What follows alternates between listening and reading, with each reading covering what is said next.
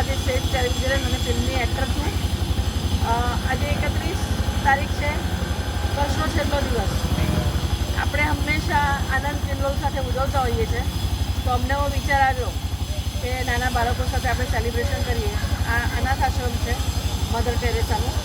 ત્યાં નાના બાળકોના કપડાં, સંતરા અને એમના માટે રમકડાં, એમના માટે બિસ્કિટ અને ધનલક્ષ્મીબેન તરફથી ખાસ ચોકલેટ બધું લઈને આવ્યા છીએ.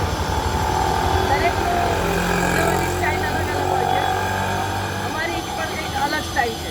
મારી સાથે રિદ્ધિબેન જોડાયા છે. તેઓ કોટકમાં કામ કરે છે. એમના હસબન્ડ પણ આજે આવ્યા છે. તમે જોઈ શકો છો આ બાજુ આવો સુરેશ કેતો. અમારી સાથે અમારા વાહન ચાલક છે. ભાઈનું નામ શું? નામ શું તમારું?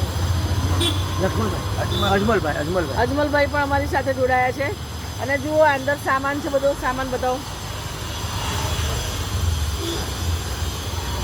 આ બધો સામાન છે, અમે બધું લઈને અહીંયા આવ્યા છીએ.